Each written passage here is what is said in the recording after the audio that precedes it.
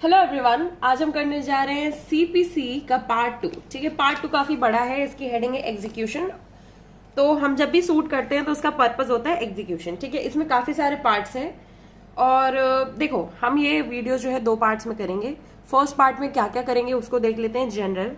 फिर इसके बाद जो हेडिंग करेंगे वो करेंगे codes by which decrees may be executed. Then उसके बाद करेंगे questions to be determined by court executing decree. And then उसके बाद transferees and legal representative. Then उसके बाद प्रोसीजर इन एग्जीक्यूशन। ठीक है, प्रोसीजर एग्जीक्यूशन का जनरल में आते हैं 36 एंड 37, 2 सेक्शंस आते हैं। कोर्ट्स में आते हैं courts by which decree must be executed, may be executed, उसमें 38 से 46। देन क्वेश्चंस में सिर्फ एक ही आता है 47, इसको अभी यहीं पे कर लेते हैं, इसकी ट्रिक यही है। ठीक है, 47। देन इसके बाद ट्रांसफरीज एंड लीगल रिप्रेजेंटेटिव से रिलेटेड है 2 सेक्शंस 49, 50। एंड देन प्रोसीजर से रिलेटेड है 51, 52, 53, 54, 4 सेक्शंस है। ठीक है, अब हम चलते हैं इसके ट्रिक्स पे। सबसे पहले आता है जनरल, इसमें 2 सेक्शन है 36 एंड 37। एप्लीकेशन टू ऑर्डर्स के बारे में बताता है कि इस एप्लीकेशन टू ऑर्डर्स की इस प्रोविजन का जो ऑर्डर्स पे एप्लीकेशन है वो कैसे होगा। एंड 37 सिंपली ये बताता है definition of courts which passed a degree. ठीक है, कोर्ट्स की डेफिनेशन जिसने डिग्री वगैरह पास की। बहुत ही सिंपल और प्रोविजन है, बस इसके सेक्शंस को याद रखेगा 36 एंड 37। देन इसके बाद आता है, अब देखो पार्ट जो 2 है सेकेंड पार्ट है, पर वो स्टार्ट कैसे होता है, सेक्शन नंबर 36 है। ठीक है, 3 मल्टीप्लाइड बाई 2। ठीक है, 36 से स्टार्ट होता है, बस इतना याद रखना। देन इसके बाद आता है courts by which decree may be executed. काफी सारे सेक्शन है इसमें, इसका हम लोग ऐसे करते हैं। ठीक है, ये 38, 39, 40 एक साइड हो गया, 41, देन 42, 43, 44, 44A एंड 45, बस इतना है। एंड इसके बाद आते हैं प्रीसेप्ट्स। तो हम सबसे पहले स्टार्ट करते हैं इसमें 38, 39, 40। ठीक है, 38 सेक्शन में है कोर्ट बाय विच डिक्री में बी एग्जीक्यूटेड। सिंपली ये कोर्ट है और ये क्या है, डिक्री बनाई गई है और ये क्या करें, एग्जीक्यूट करें। देन 39 में है ट्रांसफर ऑफ डिक्रीज, ये क्या हो रहा है, एक कोर्ट से दूसरे कोर्ट पे क्या हो रही है, ट्रांसफर हो रही है। देन इसके बाद क्या है 40, transfer of degree to court in another state. ठीक है, ये क्या है, इंडिया बना के आपको दूसरी स्टेट बता रहे हैं कि दूसरे स्टेट में क्या है, ट्रांसफर। इधर ट्रांसफर नॉर्मल ट्रांसफर, इधर दूसरे स्टेट पे ट्रांसफर। देन इसके बाद आता है सेक्शन नंबर 41। सेक्शन नंबर 41 बात करता है result of execution proceeding to be certified. ठीक है, एग्जीक्यूशन प्रोसीडिंग जो होती है उसको क्या एक तरह से सर्टिफाई करना होता है ना। देन इसके बाद आता है section number 42, powers of court in executing transfer degree. Court की पावर है क्या एग्जीक्यूट करने की, ट्रांसफर डिग्री। इसीलिए इसको कहां से कनेक्ट किया, यहां से। ट्रांसफर डिग्री कोर्ट की पावर है उसको एग्जीक्यूट करने की। देन फाइनली इसके बाद बात हो रही है एग्जीक्यूशन के बारे में। ठीक है, ये है एग्जीक्यूशन। अब हम लोग 43 में बात करेंगे execution of a degree pass by civil courts. कौन पास कर रहा है, सिविल कोर्ट्स पास कर रहे हैं in places to which this court does not extend. ठीक है, ये क्या है, प्लेसेस है, ये हो गई प्लेसेस, इंडिया से बना दी प्लेसेस। ये है सीपीसी और ये सीपीसी जो है एक्सटेंड नहीं करता है। ठीक है, तो एग्जीक्यूशन से रिलेटेड है, सिविल कोर्ट ने कोई ऐसी डिग्री पास की जो एग्जीक्यूट होनी है ऐसी जगह पे जहां पे सीपीसी अप्लाई नहीं होता है, इसको हमने ए बना दिया। ए यहाँ पे भी है रेवेन्यू कोर्ट। रेवेन्यू कोर्ट में अब देखो सिमिलर वही चीज है, execution of a degree pass by revenue court in places to which this court does not extend. Revenue court pass करता है और in places to which this court does not extend. ठीक है, ये दोनों हो गया। देन 44 एंड 44A बचा है। 44 बात करता है execution of decrees pass by courts in reciprocating territory. ठीक है, ये रेसिप्रोकेट हो रहे हैं, रेसिप्रोकेटिंग टेरिटरी यानी कि इधर से उधर, उधर से इधर। ठीक है, देन इसके बाद 45 में बात होती है execution of a degree outside India. ये क्या है, इंडिया है, आउटसाइड इंडिया में एग्जीक्यूशन हो रहा है। तो एग्जीक्यूशन समझ में आ गया। उसके बाद सेक्शन नंबर 46 में बात होती है प्रीसेप्ट्स। प्रीसेप्ट्स थोड़ा सा बड़ा है, ये मैं आपको बता दूंगी और ये हमने ऑर्डर्स में भी कर रखा है। ठीक है, तो इसके बारे में हम बात कर लेंगे। और अब हम चलते हैं इसके नेक्स्ट प्रोविजंस पे। नेक्स्ट आता है ट्रांसफरी। ठीक है, किस चीज का, डिग्री। देखो इसकी हेडिंग है ट्रांसफरीज एंड लीगल रिप्रेजेंटेटिव। तो 49 में ट्रांसफर ही बताया है, ये एक अच्छा कोट सूट पहन के आदमी आए ट्रांसफर करने के लिए। देन 50 में है लीगल रिप्रेजेंटेटिव, ये बड़ा है और ये छोटा है, छोटे को हम लीगल रिप्रेजेंटेटिव के उससे डिस्क्राइब करते हैं। तो 49, 50। ठीक है, ये सेक्शंस अच्छे हैं, इसको याद रखना। देन इसके बाद आता है प्रोसीजर इन एग्जीक्यूशन। इसको हमने ऐसे किया है सीढ़ी बना करके एग्जीक्यूशन। अब हम प्रोसीजर इन एग्जीक्यूशन में सबसे पहले करते हैं सेक्शन नंबर 51। ठीक है, 4 सेक्शन है। Powers of court to enforce execution. ये क्या हो रहा है, इन्फोर्स हो रहा है, ये एक इंसान क्या कर रहा है, फोर्स दे रहा है, किसको, एग्जीक्यूशन को। Power of court to enforce execution. Then इसके बाद आता है सेक्शन नंबर 52। सेक्शन नंबर 52 में बात हो रही है enforcement of decree against legal representative. ये क्या है? डिक्री के एनफोर्समेंट है, किसके अगेंस्ट? लीगल रिप्रेजेंटेटिव के अगेंस्ट, ठीक है, enforcement of decree against legal representative. Then इसके बाद आता है सेक्शन नंबर 53। सेक्शन नंबर 53 में बात हो रही है लाइबिलिटी ऑफ एंसेस्ट्रल प्रॉपर्टी। ये क्या है? एक इंसान है, उसने क्या किया? अपने पेट पे ले रखी है लाइबिलिटी। लाइबिलिटी किस चीज की? एंसेस्ट्रल प्रॉपर्टी की। देन इसके बाद सेक्शन नंबर 54 आता है। अब एंसेस्ट्रल प्रॉपर्टी आ ही गई है तो उसका क्या होगा यहाँ पे? पार्टीशन। पार्टीशन ऑफ स्टेट और सेपरेशन ऑफ शेयर, ठीक है, पार्टीशन ऑफ स्टेट और सेपरेशन ऑफ शेयर। अब हम जल्दी से चलते हैं इसके बेरेट के प्रोविजंस पे। सबसे पहले ये वाला पोर्शन करने जा रहे हैं 36 एंड 37 जनरल, ठीक है, जिसको हमने इस तरीके से किया है। जनरल को नॉर्मली हमने लिख दिया था, ठीक है, 36 एंड 37। तो 36 में आता है एप्लीकेशन टू ऑर्डर्स। देखो ये ऑर्डर वैसे ही अप्लाई होगा जैसे कि it is deem to be applied, ठीक है। नेक्स्ट इसके बाद है section number 37 definition of courts which passed a decree. Court की डेफिनेशन जिसने डिक्री पास की है। तो courts which passed a decree और words to that effect shall in relation to the execution of decrees unless there is anything repugnant in the subject or context be deem to include. क्या क्या include करेगा? Court of first instance. पहला तो यही कि court of first instance, ठीक है। Next है court of where court of first instance has cease to exist, ठीक है, जहां पे कोर्ट ऑफ, देखो जनरली तो क्या है? कोर्ट ऑफ फर्स्ट इंस्टेंस, या फिर जहां पे कोर्ट ऑफ फर्स्ट इंस्टेंस जो है वो सीज हो गया है और to have jurisdiction to executed the court which if the suit where in the decree was pass was instituted at the time of making the application for the execution of the decree, ठीक है, जहां पे execution of the decree होनी है ना, जहां उसने बताया होगा ना कहाँ पे एग्जीक्यूशन होना है। नेक्स्ट इसके बाद आते हैं कोर्ट्स बाय विच डिक्री में बी एग्जीक्यूटेड, ठीक है। कोर्ट्स बाय विच डिक्री में बी एग्जीक्यूटेड मैंने बताया था, काफी बड़ा पोर्शन है ये वाला है कोर्ट्स बाय विच डिक्री। तो 38, 39, 40 एक बार देख लीजिए। ये नॉर्मली जहाँ पे डिक्री एग्जीक्यूट होगी ट्रांसफर हो जाएगी और ट्रांसफर दूसरी जगह पे होगी, ठीक है। तो सबसे पहले कोर्ट बाय विच डिक्री में भी एग्जीक्यूटेड क्या होगा? अ डिक्री में भी एग्जीक्यूटेड इधर by court which pass it, जिसने पास किया है। जनरली तो वही है ना, जिसने, मैंने पास किया मैं ही एग्जीक्यूट करवाऊंगा, या फिर दूसरी चीज जिसपे सेंड किया हुआ है। तो ये क्या होगा? सेकंड पोर्शन, या तो पास करो या तो भेजो दूसरी जगह पे, है ना, यही तो होता है। देन इसके बाद आ गया transfer of decrees. The court which pass the decree में on application of the decree holder. अब देखो ट्रांसफर ऑफ डिक्री में क्या होता है? ट्रांसफर करनी है डिक्री, पर क्यों ट्रांसफर करेगा कोर्ट? कोर्ट को अगर ट्रांसफर करनी होती तो कोर्ट पहले ही ऊपर वाले सेक्शन में क्या कर देता? सेंड कर देता। पर ट्रांसफर हो रही डिक्री तो वो क्या है? उसमें एप्लीकेशन होगी कोई ना कोई डिक्री होल्डर की, है ना, तभी ये चीज होगी।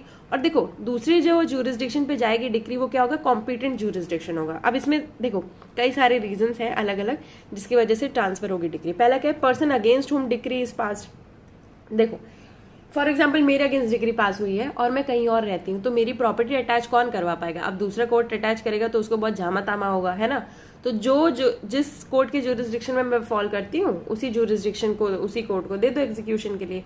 तो ये वही चीज है कि अगर मैं कहीं और रहती हूँ, मेरा बिजनेस कहीं और है, मैं कहीं और काम करती हूँ गेन के लिए with in the local limits of the jurisdiction of such other court, ठीक है। फॉर एग्जाम्पल मैं रहती हूँ लखनऊ में रहती हूँ, ठीक है, तो लखनऊ में भेज दो सब कुछ, लखनऊ वाले कोर्ट को दे दो, है ना, तो वही कोर्ट क्या करेगा? एग्जीक्यूट करवा लेगा। इजी रहेगा, सिंपल करना है जुडिशियल प्रोसेस को।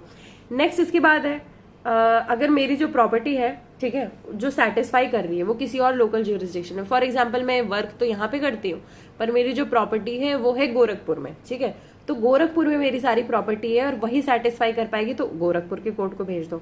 नेक्स्ट इसके बाद है if the decree direct the sale or delivery of the immovable property situate outside the local limits of the jurisdiction of the court which pass है, ठीक है।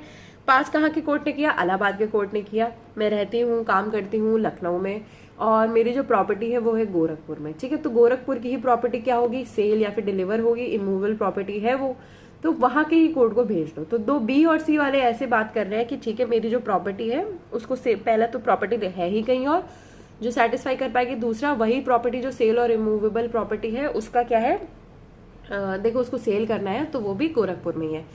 देन इसके बाद आता है D, if the court which pass the decree considers for any other reason, ठीक है, कोई और रीजन से अगर कोर्ट को लगता है तो ठीक है कोर्ट कहीं और भेज दे, हमें क्या। देन इसके बाद है the court which pass the decree may of its own motion send it for execution to any subordinate. अब देखो सबऑर्डिनेट कोर्ट जो कि कॉम्पिटेंट है उसको भेजना है तो खुद से कोर्ट भेजेगा। नेक्स्ट है for the purpose of this section court shall be deemed to be a court of competent jurisdiction. Obvious सी बात है कि कोर्ट कौन सा होगा? Court of competent jurisdiction. Next है nothing in this section shall be deemed to authorise the court which pass the decree to execute such decree against any person और property outside the local limits of its jurisdiction. ये बहुत simple बात है, यही क्या है reason है कि ट्रांसफर करने का। Nothing in this section shall be deem to authorise the court which pass the decree to execute such decree against any person और प्रॉपर्टी आउटसाइड। अब देखो, क्योंकि फोर्थ वाला जो है क्लॉज, फोर्थ वाला सबसेक्शन है, इस वजह से ट्रांसफर करना जरूरी है। तो ये क्या है, ये है रीजन, ठीक है, क्योंकि तुम अपने ज्यूरिसडिक्शन के अलावा दूसरे ज्यूरिसडिक्शन में नहीं वर्क कर सकते हो, इसलिए तुम्हें क्या करना है, ट्रांसफर। देन इसके बाद क्या, section number 40, transfer of decree to court in another state. अब इसमें क्या है, किसी और स्टेट में भेजना है। Where the decree sent for execution in another state, it shall be sent to such court and executed in such manner as may be prescribed by rules in force in that state. ठीक है, तुम दूसरे state में भेज रहे हो, वहां पे जैसे भी रूल्स जो भी अप्लाई होते हैं उसके अकॉर्डिंग। फॉर एग्जांपल हम देखो कई सारे रूल्स पढ़ते हैं सीपीसी में, उसमें अलग अलग स्टेट अपने हिसाब से अपने अकॉर्डिंग अमेंडमेंट करता है, तो वही सब चीजें हैं। नेक्स्ट इसके बाद है सेक्शन नंबर 41। सेक्शन नंबर 41 क्या था, सर्टिफिकेशन से रिलेटेड था। ठीक है, इसमें है result of execution proceeding to be certified, the court which decree is sent for execution shall certify. ठीक है, सर्टिफाई कर देगा to the court which passed it the fact of such execution or where the former court fails to execute the same। देखो, certify कर देगा किस, कौन से कोर्ट में, पुराने में, पुराने कोर्ट में सर्टिफाई करेगा। कौन सा, नया कोर्ट। अब देखो ये ट्रांसफर, देखो ये जो ट्रांसफर हुआ है, ये उन सब का, देखो मैंने ये डायरेक्शन बनाई है, उन सब का वो क्या है, सर्टिफिकेट करना जरूरी, सर्टिफाई करना जरूरी है। ठीक है, रिजल्ट ये क्या है कि ये बताता है कि ठीक है आपका जो डिक्री वगैरह है वो एग्जीक्यूट हो गई है। नेक्स्ट इसके बाद है सेक्शन नंबर 42, वो बात कर रहा है powers of court in executing transfer decree. ठीक है, ट्रांसफर डिक्री है, उससे रिलेटेड जो पावर्स है उसकी बात कर रहा है। अब देखो, पावर्स, सिमिलर पावर्स होंगी, एग्जीक्यूटिंग कोर्ट के पास सिमिलर पावर्स होंगे एज इफ जैसे कि उन्होंने खुद से वो डिक्री पास की हो। ठीक है, और जो भी पर्सन डिसोबे कर रहा है उसको पनिशमेंट मिलेगी। एंड देखो, it's order in executing such degree shall be subjected to same rules in respect of appeal as if the degree had been pass by itself. देखो, सिमिलर पावर्स होंगे जैसे कि तुमने खुद ही पास किया हो, है ना। नेक्स्ट इसके बाद है without prejudice to the generality of the provisions of subsection 1 the powers of court under this subsection shall include the following powers of the court। अब देखो कौन कौन सी following powers include होंगी, power to send the decree for execution to another court. अब उनके पास ये भी पावर है कि तुम किसी और कोर्ट पे एग्जीक्यूशन के लिए भेज दो, है ना, सेक्शन 39 के अंडर। देन इसके बाद है power to execute the decree against the legal representative. हाँ, अगर वो इंसान मर गया है तो लीगल रिप्रेजेंटेटिव के अगेंस्ट भी आप कर सकते हो अंडर सेक्शन 50। देन इसके बाद power to order attachment of a degree. Attachment क्या है, अटैचमेंट हम लोग नेक्स्ट वीडियो में करेंगे। ठीक है, देन इसके बाद court passing an order in exercise of the power specified in subsection 2 shall send a copy to the court which pass the degree. ठीक है, जिस कोर्ट ने डिग्री पास की उसको क्या है, एक कॉपी भेज दोगे। देन इसके बाद आता है सबसेक्शन 4। सबसेक्शन 4 बात कर रहा है, देखो, nothing in this section shall be deem to confer on court to which a degree is sent for execution any of the following powers. देखो ऊपर बता दिया कि कौन कौन सी पावर्स हैं, एज इफ कि उन्होंने खुद से ये डिग्री पास की, वो वाली पावर्स है। बट कौन कौन सी पावर्स नहीं है, पहला तो ये power to order execution at the instance of the transfer of the degree, कि तुमने ट्रांसफर करवाया है, तुम्हारे इंस्टेंस पे जरूरी नहीं है कि एग्जीक्यूशन करवाए, है ना, पहली चीज ये तो बायस हो गया। देन सेकंड वन है in the case of a degree pass against a firm, firm के अगेंस्ट अगर डिग्री पास की है तो power to grant leave to execute such degree against any person other than such a person as is referred to in clause B or clause C or sub rule 1 of rule 50 of order 21। ठीक है, rule 50 order 21 में हमने ये पढ़ा है firm से related, तो उनसे रिलेटेड जो इंसान इसमें इन्वॉल्व नहीं है उनके अगेंस्ट आप डिग्री नहीं पास कर सकते हो। देन इसके बाद आता है section number 43, execution of a degree passed by civil courts in places to which this court does not extend. अब हम यहाँ वाले पे आ गए, एग्जीक्यूशन से रिलेटेड सिविल कोर्ट और रेवेन्यू कोर्ट वाला डिसीजन है, सिविल कोर्ट्स का डिसीजन या फिर रेवेन्यू कोर्ट्स का डिसीजन, वहां पे जहां पे ये कोर्ट एक्सटेंड नहीं करता है। ठीक है, तो 43 में है execution of decree pass by civil courts in places to which this court does not extend. इसमें क्या है, be executed in the manner here and provided within the jurisdiction of any court in the territories to which this court extend. ठीक है, देखो उसको इस तरीके से एग्जीक्यूट किया जाएगा जिस मैनर में प्रोवाइड किया गया है, और वो मैनर क्या होगा, जैसे जहां पे ये कोड एक्सटेंड करता है वहां के मैनर के अकॉर्डिंग। नेक्स्ट इसके बाद है section number 44, execution of a degree pass by revenue courts in places to which this code does not extend. ये भी वही है, as if they had been pass by courts in that state जहां पे ये कोड एक्सटेंड करता था। और ये कौन बताएगा, स्टेट गवर्नमेंट नोटिफिकेशन के अकॉर्डिंग बता देंगे कि हाँ अगर रेवेन्यू कोड पास करते हैं तो ऐसा ऐसा हो जाएगा। नेक्स्ट इसके बाद है सेक्शन नंबर 44 है execution of a decrees pass by courts in reciprocating territories. ठीक है, रेसिप्रोकेटिंग टेरिटरीज, अब देखो, where a certified copy of a decree of any superior court any reciprocating territory has been filed in a district court, the decree may be executed in India as if it had been passed by the district court. अब देखो, जहां पे भी चीजें transfer कर दी गई हैं इधर उधर कोर्ट्स में कि तुम इसको पास करो उसको पास करो, तो उसमें वो लोग वही वैसे ही पास करेंगे एज इफ कि उन्होंने क्या है, डिक्री खुद ही निकाली है, ठीक है, एज इफ उन्होंने अपना जुडिशियल माइंड खुद अप्लाई किया है। तो इसमें भी वही है, एज इफ द डिक्री में be executed in India as if it had been pass by the district court, ठीक है। नेक्स्ट इसके बाद क्या है, together with the certified copy of the decree shall be filed a certificate from such superior court, क्योंकि superior court से आया है, स्टेटिंग द एक्सटेंट किस चीज का, कि कितना सेटिस्फैक्शन हुआ है, कितना एडजस्टमेंट हुआ है, and such certificate shall for the purpose of proceeding under this section be conclusive proof of the extent of such satisfaction और एडजस्टमेंट। यानी कि जो सर्टिफिकेट है, सर्टिफिकेट को एक तरह से क्या बताया गया है, कंक्लूसिव प्रूफ, ठीक है, कंक्लूसिव प्रूफ है सर्टिफिकेट किस चीज का, सेटिस्फैक्शन का।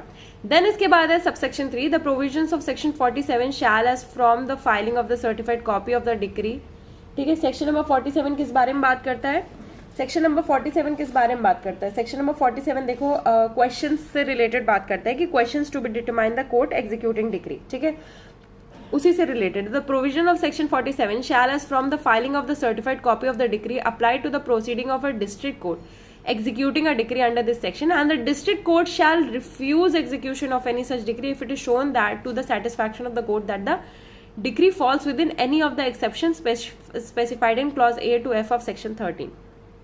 अब देखो सेक्शन 13 आप लोग एक बार देख लेना, और प्रोविजंस ऑफ सेक्शन 47, देखो इसमें प्रोविजंस ऑफ सेक्शन 47 के बारे में बात की गई है कि provisions of section 47 shall as from the filing of the certified copy of the decree apply to the proceedings of the district court, यानी कि जो क्वेश्चंस हैं डिटरमाइन करेगा एग्जीक्यूटिंग कोर्ट, वो डिस्ट्रिक्ट कोर्ट पे लगेगा, यानी कि डिस्ट्रिक्ट कोर्ट जो है वो क्वेश्चंस डिटरमाइन कर सकता है, ठीक है। And the district court shall refuse, इसके बाद डिस्ट्रिक्ट कोर्ट क्या कर सकता है, डिस्ट्रिक्ट कोर्ट रिफ्यूज कर सकता है एग्जीक्यूशन, क्यों, क्योंकि क्वेश्चंस वो डिटरमाइन कर रहा है तो वो एग्जीक्यूशन भी रिफ्यूज कर सकता है अगर ये शो हुआ है कि देखो कोर्ट जो है वो सेटिस्फाइड नहीं है, सेटिस्फैक्शन ऑफ द कोर्ट के अकॉर्डिंग जो है वो सर्टिफिकेट नहीं आया है, and the decree falls within any of the exceptions, की डिक्री जो है सेक्शन 13 के एक्सेप्शंस में भी फॉल होती है, तो वो क्यों ही क्या करेगा, एग्जीक्यूशन क्यों ही करेगा, है ना। तो ये उसी चीज से रिलेटेड है।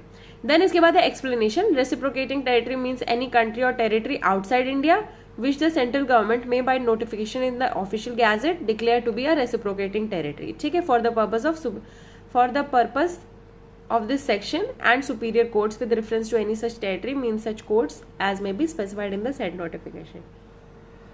Then इसके बाद आता है explanation 2, decree with reference to a superior courts means any decree or judgment of such court under which a sum of money is payable, ठीक है। डिक्री तो यही बताता है ना कि तुम्हें पैसे देने हैं, not being a sum payable in respect of taxes or other charges of a like nature or in respect of a fine or other penalty, but shall in no case include an arbitration award, ठीक है। Arbitration का क्या है, वो तो special cases में आ गया, डिफरेंट तरह के केसेस में आ गया। देन इसके बाद है सेक्शन नंबर 45, सेक्शन नंबर 45 किससे डील करता है, execution of a decree outside India, ठीक है। आउटसाइड इंडिया हमने कैसे किया था, ये तो हो गया 44A, ये तो थोड़ा वियर्ड सेक्शन हो गया, 45 हो गया आउटसाइड इंडिया। अब इसमें क्या है, इसको पूरा ही सेक्शन पढ़ते हैं। So much of the foreign section foregoing sections of this part as empowers a court to send a decree for execution to another court shall be construed as empowering a court in any state, ठीक है। वो क्या कर रहे हैं, empower कर रहे हैं कोर्ट को कि किसी भी स्टेट पे तुम क्या भेजो, डिक्री भेजो, किस चीज के लिए, एग्जीक्यूशन के लिए, है ना। To any court establish by the authority of central government, central government ने एस्टैब्लिश किया उस कोर्ट को outside India, to which the state government has by notification in the official gazette declared this section to apply. क्या है, central government ने क्या बनाया है, कोड बनाया है, और स्टेट गवर्नमेंट ऑफिशियल नोटिफिकेशन से क्या बोलती है कि हाँ यहाँ पे ये जो है सेक्शन, ये जो है सीपीसी वगैरह अप्लाई होता है। देन इसके बाद आते हैं हम प्रीसेप्ट्स पे। प्रीसेप्ट्स के बाद ये वाला जो पोर्शन है कंप्लीट हो जाएगा। प्रीसेप्ट्स देखो एक रिक्वेस्ट है, पहले देखो यहाँ पे लिखा हुआ है प्रीसेप्ट्स जो है एक रिक्वेस्ट है किसको, कोर्ट 1 को, यानी कि कोर्ट जिसने डिक्री पास की है, टू दूसरे कोर्ट पे फॉर एग्जाम्पल मैं जजमेंट होल्डर हूँ, ठीक है, डिक्री होल्डर हूँ, सॉरी, ठीक है, डिक्री होल्डर हूँ, मेरे पास डिक्री है, मेरे फॉर्म में डिक्री आई है और मुझे क्या है उस डिग्री को वो करवाना है, मतलब एग्जीक्यूट करवाना है, और मेरी डिग्री आई है इलाहाबाद में और मुझे एग्जीक्यूट करवाना है लखनऊ में, ठीक है, लखनऊ में एग्जीक्यूट करवाना है, तो वो हो गया कोर्ट 2 C2। मेरा इंटेंशन है कोर्ट 2 में जाने का, तो उस कोर्ट में इंटेंशन तो है मेरा, तो मैं कोर्ट 1 को बोल दूंगी, एक एप्लीकेशन दूंगी, ठीक है, प्रीसेप्ट वाली एप्लीकेशन दूंगी कि सॉरी एक एप्लीकेशन दूंगी टू इशू अ प्रीसेप्ट, ठीक है, कि लखनऊ में आप प्रीसेप्ट इशू करो ताकि वो लोग जो प्रॉपर्टी वहां पे है उसको क्या करें, अटैच कर ले, रख लें। इसका इंटेंशन क्या है? फॉर एग्जाम्पल अगर वो प्रॉपर्टी उस ज्यूरिसडिक्शन से चली गई तो आप क्या लोगे, ठेंगा? नहीं ना। इसीलिए ये चीज है कि अगर मेरा इंटेंशन है वहां पे डिक्री को एग्जीक्यूट करवाने का, तो वहां पे आप प्रीसेप्ट पहले ही कर लो, अटैच करवा लो उस प्रॉपर्टी को, ठीक है। The court to which a precept is sent shall proceed to attach the property, ठीक है, in the manner prescribed in regard to the attachment of property. Attachment of property execution में है ही, उसके रिलेटेड आप क्या कर लोगे, अटैच करवा लोगे। बट वो प्रॉपर्टी कब तक अटैच रहेगी? Provided that no attachment under a precept shall continue for more than 2 months, 2 महीने से ज्यादा ये जो प्रीसेप्ट है ये नहीं होगा, unless the period of attachment is extended by an order of the court which passed the decree, or unless before the determination of such attachment the decree has been transferred to the court by which the attachment has been made and the decree holder has applied for an order for the sale of such property, ठीक है। 2 महीने के लिए attach हो जाएगी, ठीक है, 2 महीने का पीरियड है। और एक्सेप्शन क्या है? Extended by an order of the court which pass the decree, or unless before the determination of such attachment of the decree has been transfer to the court, ठीक है, या फिर जब तक ट्रांसफर नहीं हो जाता ये सब चीजें, यानी कि जब तक कोई काम नहीं हो जाता वो जो प्रॉपर्टी है वो 2 महीने तक ऐसे क्लियर नहीं पड़ी रहेगी, ठीक है। क्वेश्चन आता है questions to be determined by court executing decree, ठीक है। अब देखो मान लो मेरा एग्जीक्यूटिंग कोर्ट कौन सा था, लखनऊ में था, ठीक है। अब लखनऊ किस किस चीज से रिलेटेड जो है क्वेश्चंस डिटरमाइन कर सकता है? देखो एग्जीक्यूटिंग कोर्ट को फिर से अपना जुडिशियल माइंड बहुत ज्यादा अप्लाई करने की जरूरत नहीं है, पर किन किन क्वेश्चन से रिलेटेड अप्लाई करने की जरूरत है वो है। अब देखो all questions arising between the parties, ठीक है, to the suit in which decree was passed or their representatives and relating to execution discharge satisfaction, EDS, ठीक है। ईडीएम होता है पर इसमें ईडीएस से रिलेटेड जो है क्वेश्चंस वो करेंगे, कैसे, एग्जीक्यूशन, फिर उसके डिस्चार्ज, और सेटिस्फैक्शन भी जरूरी है ना उस चीज से रिलेटेड कि हाँ वो डिक्री सेटिस्फाई हो गई है कि नहीं। Shall be determined by the court executing the decree and not by separate suit, तुम फिर से सेपरेट सूट नहीं करोगे क्योंकि रेस जुडिकाटा लग जाएगा। नेक्स्ट है where question arises as to whether any person is or is not the representative of the party. अब देखो रिप्रेजेंटेटिव से रिलेटेड क्वेश्चन है तो क्या सच क्वेश्चन, वो क्वेश्चन भी कौन डिटरमाइन करेगा, वही एग्जीक्यूटिंग कोर्ट। अब इसके बाद एक्सप्लेनेशन है for the purpose of this section plaintiff whose suit has been dismissed and defendant against whom the suit has been dismissed are parties to the suit, ठीक है। parties to the suit बता दिया कौन कौन सी, plaintiff जिसका suit dismiss हो गया है, या फिर defendant against whom the suit has been dismissed, तो वो दोनों क्या हो गई, पार्टीज हो गई। देन इसके बाद आता है एक्सप्लेनेशन 2। अब देखो इसमें परचेजर से रिलेटेड बात की गई है। For the purpose of this section purchaser of a property at a sale in execution, execution कैसे होती है, अटैचमेंट सेल से भी हो जाती है, ठीक है, सेल कर दिया। फॉर एग्जाम्पल मेरी प्रॉपर्टी थी, ठीक है, मेरे अगेंस्ट डिक्री आई, मैं और मेरी प्रॉपर्टी बिक गई किसी सी पर्सन को, तो सी पर्सन क्या हो गया, परचेजर हो गया। तो उससे रिलेटेड जो क्वेश्चंस अराइज होंगे वो भी क्या होंगे, एग्जीक्यूशन क्वेश्चंस होंगे। Shall be deem to be a party to the suit, उसको क्या बना दिया जाएगा, पार्टी बना दिया जाएगा in which the decree is pass. Next है all questions relating to the delivery of the possession, यानी कि सी ने प्रॉपर्टी तो खरीद ली, अब उसको पोजीशन की डिलीवरी हो रही नहीं हो रही, वो भी एग्जीक्यूटिंग क्वेश्चंस है। Of such property to such purchaser or is representative shall be deem to be questions relating to the execution, ठीक है, या फिर उसके रिप्रेजेंटेटिव्स को deem to be questions relating to execution discharge or satisfaction of the decree within the meaning of this section. समझ में आ गया क्या है, ईडीएस, ईडीएस से रिलेटेड जो क्वेश्चंस आते हैं वो, फिर उसके बाद परचेजर ऑफ प्रॉपर्टी से रिलेटेड वो, और फिर उसके बाद रिप्रेजेंटेटिव है कि नहीं वो, ये सारे क्वेश्चंस किसके होंगे, एग्जीक्यूटिंग कोर्ट के क्वेश्चंस होंगे। नेक्स्ट इसके बाद एक पोर्शन था limit of time for execution, उसको हटा दिया गया है, लिमिटेशन एक्ट से रिपील कर दिया गया है। इसके बाद हम करेंगे section number 4950 transferees and legal representatives, ठीक है। अब देखो ट्रांसफरी कौन होता है, फॉर एग्जाम्पल तुमने अपनी जो डिक्री है, जजमेंट डेप्टर ने अपनी जो डिक्री है वो ट्रांसफर कर दी, या फिर डिक्री होल्डर ने जैसा भी अपनी डिक्री ट्रांसफर कर दी, सॉरी इसमें डिक्री होल्डर ने अपनी डिक्री ट्रांसफर कर दी, तो ट्रांसफरी के पास क्या होगी, सारी राइट होंगी, ठीक है। Every transferee of a decree shall hold the same subject to the equities which the judgment debtor might have enforced against the original decree holder, ठीक है। जजमेंट डेप्टर ने जो डिक्री होल्डर के अगेंस्ट जो है इन्फोर्स किया था, ठीक है, might have enforced against the original decree holder। Next इसके बाद है लीगल रिप्रेजेंटेटिव। अब लीगल रिप्रेजेंटेटिव के बारे में बताया है कि देखो अगर जजमेंट डेप्टर है वो मर जाता है पहले ही, डिक्री सेटिस्फाई होने के पहले, तो जो होल्डर ऑफ द डिक्री, यानी कि जो होल्डर है डिक्री का जिसको एग्जीक्यूट करवानी है, वो अप्लाई करेगा कोर्ट को, ठीक है, किस लिए? ताकि वो which pass it to execute the same against the legal representative. अब क्या है, लीगल रिप्रेजेंटेटिव के अगेंस्ट वो बोलेगा कि हाँ ठीक है अब इसके अगेंस्ट करो। अब लीगल रिप्रेजेंटेटिव की लाइबिलिटी कितनी होगी? देखो, where the decree is executed against such legal representative he shall liable only to the extent of the property of the disease.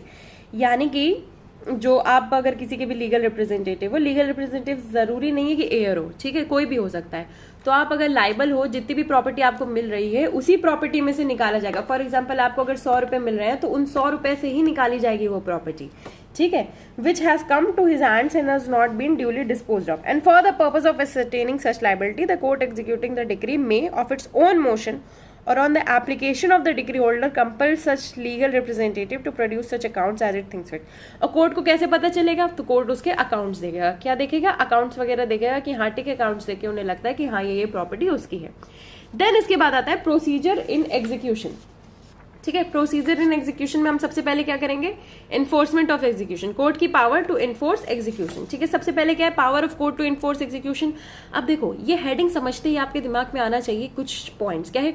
Delivery, delivery नहीं हुई तो अटैच कर दो, सेल कर दो, अरेस्ट कर दो, डिटेंशन कर दो, रिसीवर अपॉइंट करो, ठीक है, ये सब चीजें आ जानी चाहिए। तो सबसे पहले क्या है? Subject to the conditions and limitations as may be prescribed the court may on the application of the decree holder order execution of the decree, ठीक है। कैसे एग्जीक्यूट होगी? अरे प्रॉपर्टी से रिलेटेड है तो उस प्रॉपर्टी को क्या कर दिया जाएगा? डिलीवरी ऑफ द प्रॉपर्टी, जो भी डिक्री में लिखी हुई है। अटैचमेंट एंड सेल, अगर वो डिलीवर नहीं कर रहा है तो उसको अटैच कर दो और सेल करके उसके प्रोसीड्स जो है वो दे दो उसको, है ना। देन इसके बाद क्या? अरेस्ट एंड डिटेंशन, मान लो डिलीवरी नहीं कर रहा है तो उसको अरेस्ट करो, डिटेन करो, ताकि वो क्या करे? डिलीवर कर दे, है ना। Not exceeding the period specified in section 58 में देखो अटैचमेंट और डिटेंशन से रिलेटेड है। नेक्स्ट इसके बाद क्या है? बाय अपॉइंटिंग अ रिसीवर, फिर इसके बाद रिसीवर अपॉइंट कर दो, किसमें? ऑर्डर नंबर 40 में, है ना। देन इसके बाद क्या है? In such other manner as the nature of the relief granted may require, जैसा भी रिलीफ को है वैसा रिक्वायर है वैसा कर दो, है ना। यानी कि देखो ये कुछ पॉइंट्स जो है आपको क्या याद रखने? Delivery, attachment, sale, arrest, detention, ये देखो आप पढ़ोगे, बहुत जगह पढ़ोगे, तो कोई ऐसी दिक्कत नहीं कि आपको याद नहीं रहेगा, याद रहेगा ये सारी चीजें। नेक्स्ट इसके बाद क्या है? Where the decrees for the payment of money execution by the detention is prison shall not be ordered unless. अब देखो, पैसे देने हैं उसके लिए तुम जेल में क्यों रखोगे, है ना, बट जेल में रख सकते हो unless after giving the judgment debtor an opportunity of showing cause why he should not be committed to prison. Show cause करना है कि तुमको प्रिजन में क्यों नहीं रखा जाए। The court for reasons to be recorded in writing is satisfied. देखो, कोर्ट को लगता है कि ये इंसान ये कुछ ऐसी चीजें कर रहा है, ठीक है, इसकी वजह से इसको जेल में रखना है, तो उसको कोर्ट ने ऑर्डर कर दिया कि तुम शो कॉज करो कि तुम ये चीजें नहीं कर रहे हो। कौन सी हैं वो चीजें? सबसे पहला ये क्या है? Judgment debtor with the object or effect of obstructing or delaying the execution of the decree, ठीक है। क्या ऑब्जेक्ट है उसका? अफेक्टिंग, ऑब्स्ट्रक्टिंग, या क्या? यहाँ देखो ऑब्जेक्ट क्या है? उसको रोकना है, ऑब्स्ट्रक्ट करवाना, अरे ये मेरी प्रॉपर्टी ये बच जाए, कुछ ज्यादा दिन रह जाए, ये मेरी रहेगी, तो वो क्या है? इज लाइकली टू एक्सकॉन्ड और leave the local limits of the jurisdiction, ठीक है, लखनऊ में है, लखनऊ से वो भाग रहा है।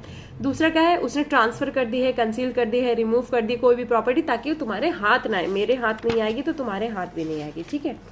या फिर क्या है? The judgment debtor or has or had since the date of the decree the means to pay, यानी कि जजमेंट डेप्टर के पास पैसा था, तुमको 40 रुपए देने तो तुम्हारे पास 40 रुपए रहे, तुम्हें 40 रुपए दिए नहीं तो तुमको हम जेल में रख लेंगे, तुम शो कॉज करो कि तुमने क्यों नहीं दिए, अरे मुझे मेरी माँ की दवाइयां लानी थी, ठीक है। अब उसके बाद क्या हो गया? That the decrees for a sum for which the judgment debtor was bound in a fiduciary capacity to account, ठीक है। डिक्री क्या है? किसी ऐसे सम के for which the judgment debtor was bound in a fiduciary capacity, यानी कि fiduciary capacity थी उसकी कि उसको बताना था कि तुम्हारे पास इतने पैसे हैं कि नहीं, ठीक है। बस इसी चीज की बात है। इसके बाद एक्सप्लेनेशन देख लो। In the calculation of the means of the judgment debtor for the purpose of clause B, ठीक है, क्लॉज बी के लिए, यानी कि 40 रुपए वाले पॉइंट से रिलेटेड, there shall be left out of account any property which by or under any law or custom having the force of law for the time being in force is exempted from attachment in execution of the decree, ठीक है, उन properties को हटा दिया जाएगा जो कि exempted है। नेक्स्ट इसके बाद क्या है? सेक्शन नंबर 52, ठीक है, 51 हो गया। सेक्शन नंबर 52 में क्या था? इन्फोर्समेंट ऑफ अ डिक्री, ठीक है, किसके अगेंस्ट? बच्चे के अगेंस्ट, ठीक है। बच्चे को क्या दे दो? दूध की बॉटल दे दो, ठीक है। अरे यार अच्छे से बनी नहीं, पर देखिए, legal representative, enforcement of a decree against legal representative. अब इसमें क्या है? Where a decree is passed against a party as a legal representative, legal representative के कैपेसिटी में अगर उसके अगेंस्ट पास हुई है, ठीक है, and the decrees for the payment of money out of the property of the deceased, it may be executed by attachment and sale of any such property. Attachment cell कहाँ होगी? Legal representative वो कैसे पैसे देगा? उसकी property attach और cell कर दो, जो मर गया उसकी प्रॉपर्टी अटैच सेल कर दो, उसके बाद क्या है, पैसे निकल ही आएंगे। नेक्स्ट है where no such property remains in the position of the judgment debtor and he fails to satisfy the court that he has duly applied such property. क्या है, no such property remains in the position of the judgment debtor, और वो fail कर जाता है satisfy करने को court को that he has duly applied such property of the deceased and is proof to have come into in position. तो decree may be executed against the judgment debtor to the extent of the property in respect of which he has failed so to satisfy the court in the same manner as if the decree has been against him personally। यानी कि क्या है, उसको property मिल गई है, ठीक है, legal representative को प्रॉपर्टी मिल गई है, और जो प्रॉपर्टी जिसकी वजह से सेटिस्फाई नहीं हुआ है, जितना भी पोर्शन सेटिस्फाई नहीं हुआ है, उसके लिए वो पर्सनली लाइबल होगा, क्योंकि अब वो प्रॉपर्टी उसकी पर्सनल प्रॉपर्टी हो गई है। ठीक है, देखो इन शॉर्ट इससे ये समझ में आता है कि लीगल रिप्रेजेंटेटिव जो है जनरली वो लाइबल नहीं होगा, उसकी प्रॉपर्टी जो है जो वो एक्वायर करने वाला है वो लाइबल होगी, और अगर वो प्रॉपर्टी वो एक्वायर कर चुका है तो उसके लिए वो लाइबल हो ही जाएगा। नेक्स्ट इसके बाद क्या है, section 53 liability of ancestral properties का हमने किया था ना, एंसेस्ट्रल प्रॉपर्टी का बोझ हम उठाते हैं, ये वही चीज है, liability of ancestral property for the purpose of section 50 and section 52। Section 50 52 हमने किया, 50 कौन सा 50 किया, लीगल रिप्रेजेंटेटिव, और 52 लीगल रिप्रेजेंटेटिव। ये क्या है, लीगल रिप्रेजेंटेटिव से ही रिलेटेड है। Property in the hands of a son or other descendants which is liable under Hindu law for the payment of debt of a deceased ancestor, in respect of which a decree has been passed, shall be deemed to be the property of the deceased which has come to the hands of the son or other descendants as his legal representative। अब देखो property थी किसकी, अगर property किसी ऐसे बच्चे या फिर किसी के हैंड में आई है, डिसेंडेंट के हैंड में आई है, और वो लाइबल है अंडर हिंदू लॉ किस चीज के लिए, for the payment of depth, ठीक है, डिसीज के डेप्ट के पेमेंट के लिए रिस्पेक्ट के लिए रखी गई है कि यार ये जो प्रॉपर्टी है 1 लाख की प्रॉपर्टी है, इससे हमें डेप्ट रिलीज करनी है, ये हिंदू लॉ के अंडर है। In respect of which a decree has been passed, अब उसी प्रॉपर्टी के इन रिस्पेक्ट में डिक्री पास हुई है, तो वो क्या हो जाएगी, shall be deem to be the property of the deceased. अब वो तुम्हारी बच्चे लोग की प्रॉपर्टी नहीं होगी, वो तुम्हारे बस हाथ में है, पर वो प्रॉपर्टी उसकी है और वही पे करेगी उन सब चीजों का। नेक्स्ट इसके बाद है पार्टीशन ऑफ स्टेट और सेपरेशन ऑफ शेयर। ठीक है, किस चीज का पार्टीशन है, स्टेट का या फिर सेपरेशन का। Where the decree is for the partition of an undivided state assessed to the payment of revenue to the government or for the separate possession of a share, इन सब चीजों के लिए है। of such and देखो of a share of such an state, the partition of the state or the separation of the share shall be deemed by collector। अब देखो इसमें तुम्हें एक ही बात याद रखनी है, वो ये है कि देखो पार्टीशन करना है, पर वो कौन करेगा, वो कलेक्टर करेगा, ठीक है, या फिर और any gazetted subordinate of the collector, collector या फिर गेजेटेड ऑफिसर सबऑर्डिनेट जो होगा कलेक्टर के, डेप्यूटेड बाय हिम, उसी को करेगा। यानी कि इन शॉर्ट क्या होगा, कलेक्टर याद रखना। अब देखो सेपरेशन और पार्टीशन से रिलेटेड बड़ी बड़ी चीजें कौन करता है, कलेक्टर करता है। In this behalf in accordance with the law for the timing in force relating to the partition or the separate possession of shares of such state. कौन सेपरेशन किसके अकॉर्डिंग होगा, कलेक्टर के अकॉर्डिंग होगा। ठीक है, इसी के साथ हमारा जो है सेक्शन नंबर 54 तक कंप्लीट होता है। आई होप आपको ये वीडियो अच्छा लगा हो, और अगर अच्छा लगा तो please do like share comment. मैंने इसको बहुत शॉर्ट में करा दिया है, आई नो वीडियो थोड़ा सा लंबा है, पर इसमें पोर्शन बहुत बड़ा कवर हुआ है। ठीक है, आपका 1 घंटे के अंदर जो है ये एग्जीक्यूशन पार्ट 2 कंप्लीट हो जाएगा। बहुत सारे सेक्शन हैं इसके अंदर, 30 से 40 सेक्शन है, ठीक है, वो सारे कवर हो जाएंगे। नेक्स्ट वीडियो आप लोग देख लेना। अगर आपको क्या करना है, अरेस्ट एंड डिटेंशन और अटैचमेंट वगैरह वाली चीजें करनी है, और please do like share comment. और अगर आपको ये सीरीज अच्छी लग रही है तो एक बार इसकी प्लेलिस्ट देख लीजिए। दूसरी चीज़ ये है कि अगर आपको ये चैनल सपोर्ट करना और चाहते हैं कि आगे भी वीडियोस आती रहे, तो please do share and subscribe. Thank you.